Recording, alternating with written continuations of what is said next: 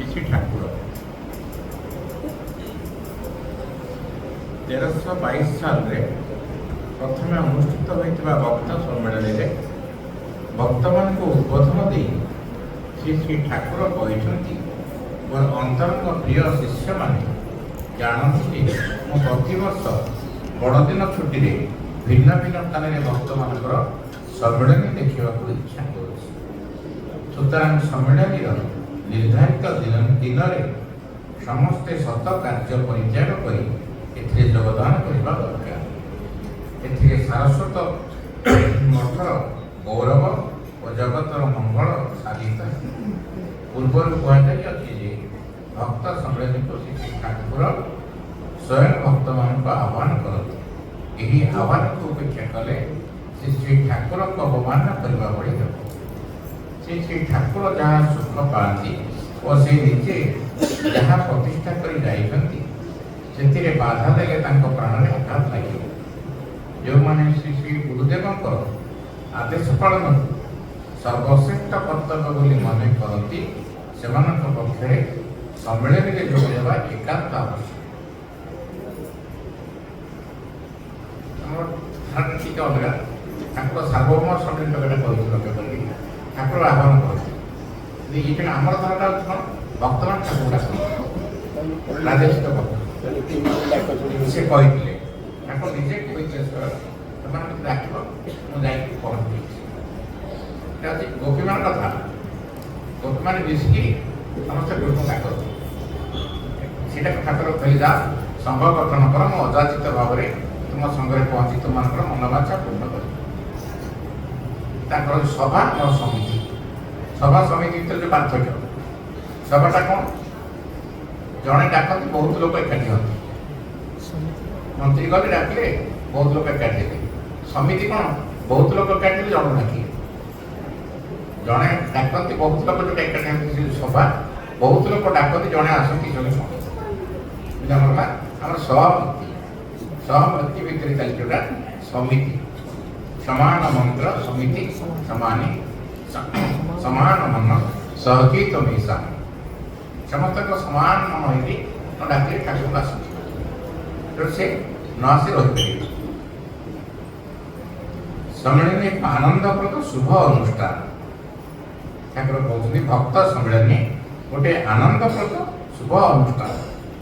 ଡେଫିନେସନଟା କହୁଛି ଆନନ୍ଦପ୍ରଦ। ଟିକେ ନିରାନନ୍ଦ ହବ ନାହିଁ। କିଏ ପଶିଯିବେ ଇଏରେ ସେ ଆନନ୍ଦରେ ବୁଡ଼ିଯିବେ। ଆରାଧ୍ୟ ଦେବତାଙ୍କ ଶ୍ରୀଚରଣ ତଳେ ସମ୍ମିଳିତ ହେଲେ ଆମେ ଗୋଟିଏ ଅପ୍ରାକୃତ ଜଗତରେ ଉପନୀତ ହେବା ଭଳି ଅନୁଭବ କରୁ। ସମସ୍ତେ ଯଦି କହନ୍ତି ଗଲେ କିଏ କୋଉଟା ଆସିଛନ୍ତି କେତେବେଳେ ସମ୍ମିଳନୀରେ, କିନ୍ତୁ ଅପ୍ରାକୃତ ଜଗତ। କୋଉ ଜଗତ କ'ଣ ଅପ୍ରାକୃତଟା କୋଉଟା କୋଉ ଜଗତଟା? ଦ୍ୱିତୀୟ ଲୋକଟା। ଦ୍ୱିତୀୟ ଲୋକର ନାଁ ହେଉଛି ଅପ୍ରାକୃତ ଜଗତ। ଏଇଟା ପ୍ରାକୃତ ଜଗତ। ପ୍ରାକୃତ କ'ଣ ଅପ୍ରାକୃତ କ'ଣ? ଯୋଉଟା ପ୍ରକୃତି ଦ୍ୱାରା ସୃଷ୍ଟ ସେ ପ୍ରାକୃତ। ପ୍ରକୃତି ଠାରୁ ଉର୍ଦ୍ଧ୍ୱରେ ସେ ଅପ୍ରାକୃତ। ପ୍ରକୃତି ତାକୁ ସୃଷ୍ଟି କରନ୍ତି। ପ୍ରକୃତିର ଉର୍ଦ୍ଧ୍ୱରେ ସିଏ ସଗୁଣ ନିର୍ଗୁଣର ସନ୍ଧିସ୍ଥଳରେ ଯେଉଁ ଜଗତଟା ତିଆରି ହେଲା ସେଟା ଅପ୍ରାକୃତ। এটা প্রকৃতি দ্বারা যে সৃষ্টি হয়েছে সেটা প্রাকৃত। প্রাকৃতর যে অনিত্য, অপ্রাকৃতর নিত্য। ସେହି ଜଗତ ଓ ସେହି ସ୍ଥାନ ସମେତ ବୁଝିଲେ କ'ଣ ଲାଗୁଛି? ନୂତନ ଉପାଦାନରେ ଗଠିତ ବୋଲି ବୋଧ ହୁଏ। ଶ୍ରୀ ଶ୍ରୀ ଠାକୁର ତାଙ୍କର ବିଭିନ୍ନ ପ୍ରକାର ଶିଷ୍ୟ ଭକ୍ତମାନଙ୍କ ସହିତ କିପରି ଅପରୂପ ଲୀଳାବିଳାସ କରିଛନ୍ତି ତାହା ଭାବ ବିନିମୟରୁ ଜାଣି ସମସ୍ତେ ଆନନ୍ଦିତ ହୁଅନ୍ତି। ବିଭିନ୍ନ ଭାବ ବିନିମୟ କେତେ ଠାକୁର କାହାକୁ କେତେ କୃପା କରିଛନ୍ତି। ମୁଁ ଭାବୁଛି ମୁଁ ତାଙ୍କଠୁ କୃପା ପାଇଛି ବେଶୀ। ମୋ ଠାରୁ ଆହୁରି କେତେ ଲୋକ କୃପା ପାଇଛନ୍ତି। ସମ୍ମିଳନୀ ଯୋଗ ଦେଲେ ସେ ଅହଙ୍କାରଟା ପାଇଛି ନହେଲେ ହବନି। ସେ ବେଙ୍ଗ ପୁଅ ଭିତରେ ଥାଇକି ତା ମାଆକୁ କହିଲାନି, ସେ ବେଙ୍ଗ ଛୁଆଟା ଆସିକି ବାହାରେ ଦେଖି ହେଇଗଲା, ହାତୀ ଦେଖିକି ଯାଇଛି।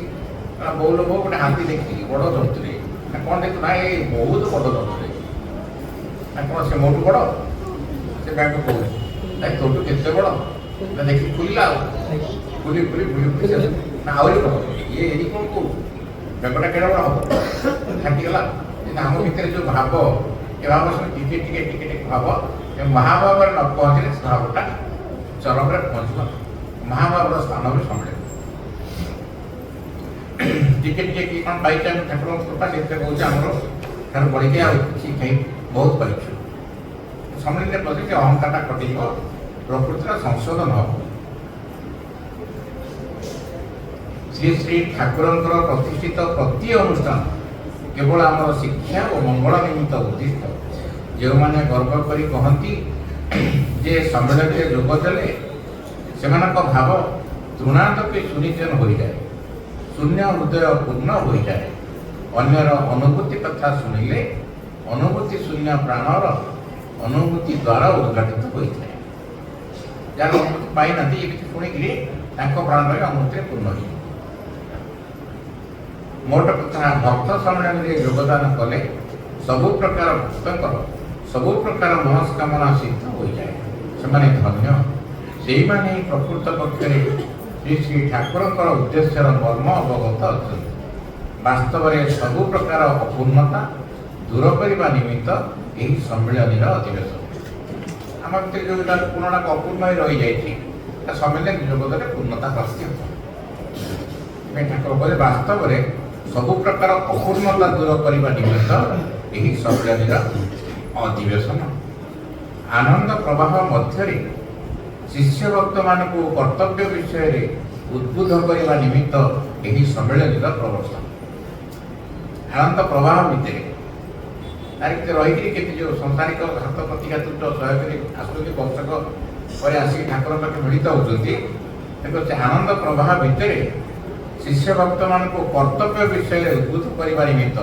यही सम्मेलन प्रवर्तन आदर्श गृहस्थ जीवन आलोचना होती संघ शक्तिर प्रतिष्ठा होती किभली शिव ज्ञान जीव सेवा करने माध्यम शिक्षा दि जाए यहाँ चाहिए इच्छा त्रय सनातन धर्म प्रचार हम तारी माध्यम सत्शिक्षाटा विस्तार हम और शिव ज्ञान जीव सेवा हम जोटा सम्मेलन माध्यम केवल हो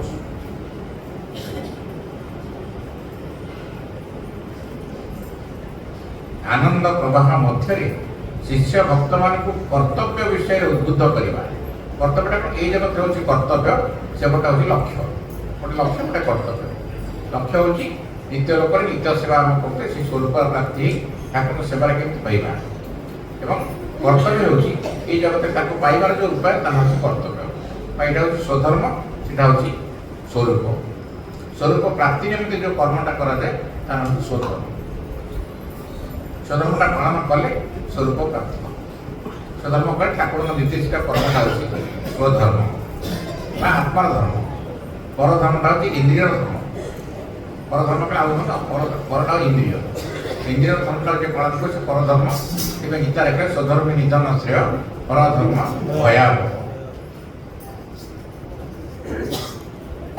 आनंद पाइले और प्राण में अनुभूति जागृत है आनंद कौन अनुभूति कौन तुम निजे तुम आनंदित हो गल अनुभूति कौन अनुभूति मध्यम आनंद पाइल ठाकुर जो अनुभूति देवे जागृत अनुभूति सी अच्छा ये भावटा जो अंतर भितर तुम खेल देवे मुझे तुम सब पाखे अच्छी यहाँ हूँ अनुभूति से बार बार देखे कि कौन पाखे अच्छी ये अनुभूति पाइले मन आनंद पूर्ण हो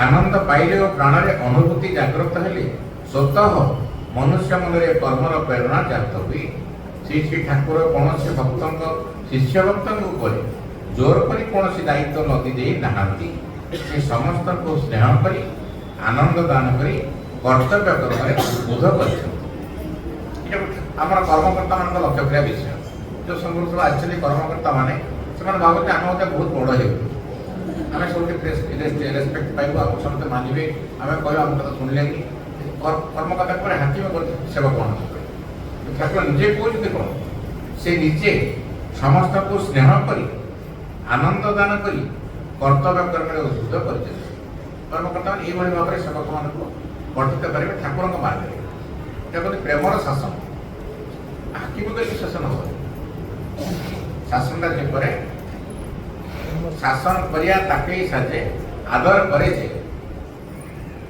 गोटे शासन करिया ताके साजे आदर करे जे ये आदर करे से शासन करे गाय जी खाया को दौर से प्रार्थना पाठ तो खाया को दौर କ୍ଷୀର ଖାଉଛି ସେ ଆଉ କ'ଣ ବାଡ଼ଉଛି ଆଉ ଜଣେ ସେ ତାକୁ ବାଡ଼ଉଛି କିନ୍ତୁ କାହିଁ ତ ଆଦର କରି ତାକୁ ଖାଇବାକୁ ଦେଉଛି। ଶିଷ୍ୟମାନଙ୍କୁ ଠାକୁରଙ୍କ ଶାସନ ପ୍ରେମର ଶାସନ। ଶିଷ୍ୟମାନଙ୍କର ମଳିନ ମୁଖ ଦେଖିଲେ ତାଙ୍କ ପ୍ରାଣରେ ଅସହ୍ୟ ବ୍ୟଥା ଯାଉଥିଲେ। ମନ ଶୁଖେଇ ବସିଲେ, କାନ୍ଦିଲେ, ଠାକୁର ପାଇଁ ଦୁଃଖ ହେଇଛି। ଠାକୁର ବସିଲେ ମୁଁ କାନ୍ଦିବି, ଠାକୁର ଦେଖିଛନ୍ତି। ଶିଷ୍ୟ ଭକ୍ତଙ୍କୁ ଯାଇଛନ୍ତି, ଘରେ ଯାଇକି ଦୁର୍ବେଦନା ବର୍ଣ୍ଣନା କରେ। କାରଣ ଚାଲିଗଲେ କେତେ ଜଣ ଲୋକ, ଠାକୁର ସାଙ୍ଗରେ ରହିଛନ୍ତି। ଜଣେ ଚାଲିଗଲେ ସାଙ୍ଗରେ ଭକ୍ତ, ଠାକୁରଙ୍କ ଶିଷ୍ୟ, ତାକୁ ଜଣେଇଲେ ଠାକୁରଙ୍କ ନିଦାର ବ୍ୟାଘାତ ହୁଏ। ଠାକୁର ଶୋଇଛନ୍ତି, ସେ କାନ୍ଦିଲେ ନେଇକି ସେ ଘରେ ମରିଗଲେ ଲୋକ। ଭୁବନ ଦୀଘଲ କାନ୍ଦିଲେ, ଭୁବନ ଘରେ ବନ୍ଦୋପାଧ୍ୟାୟ ପରିବାର ଯୋଉଟା ଦୀଘଲ କାନ୍ଦିଲ। ଦେଖନ୍ତୁ ସେ ପରିବାର କେମିତି ଲୋକ ଚାଲିଗଲେ ସେ ଘରୁ।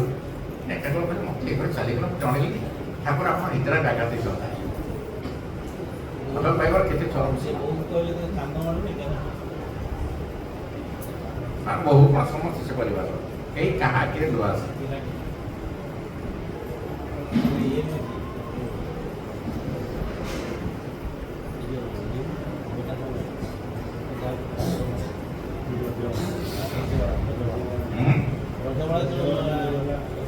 ବ୍ରଜବଳା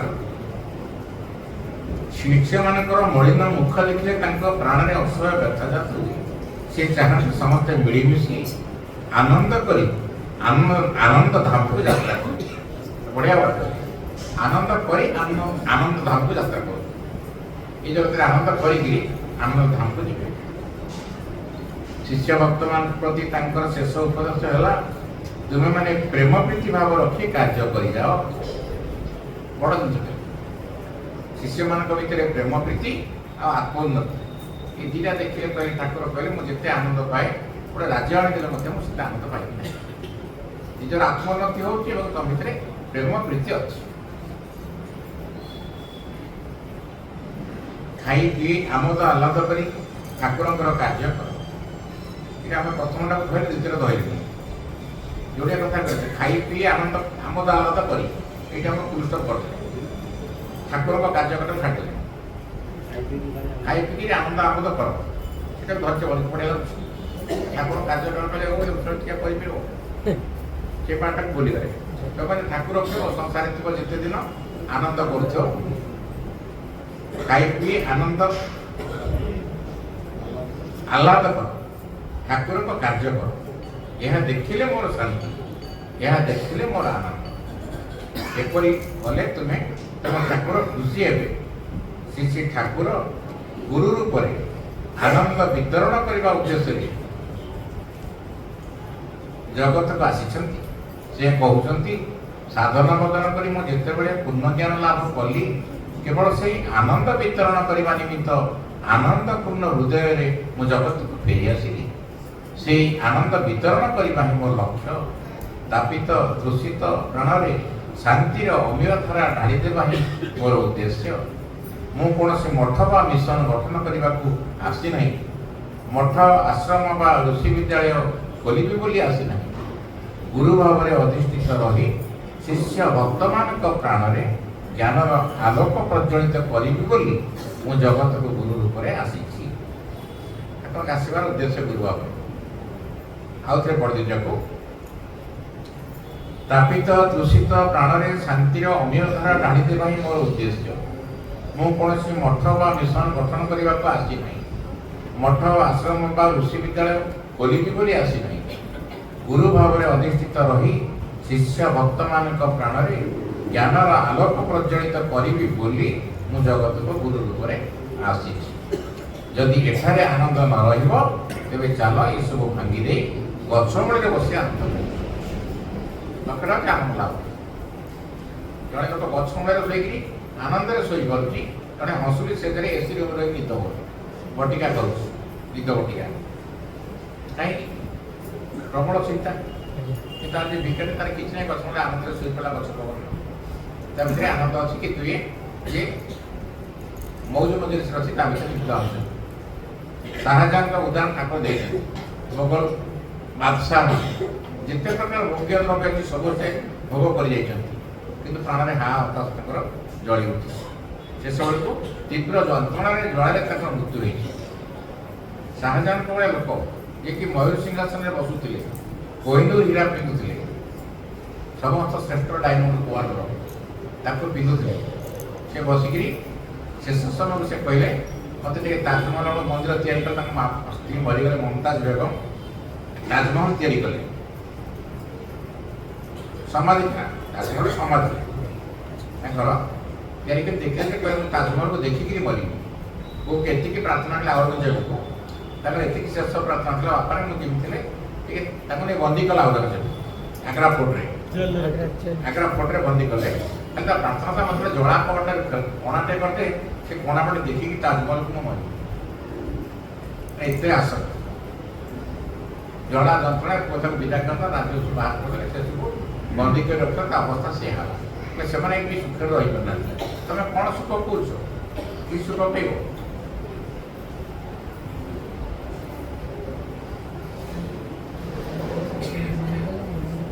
जदि एठारे आनंद न रही चल ये सब भांगी गच मूल बसी आनंद करवा ये संग कर घर द्वारा कर सब कर आनंद ना तुम तो कथबार्ता ना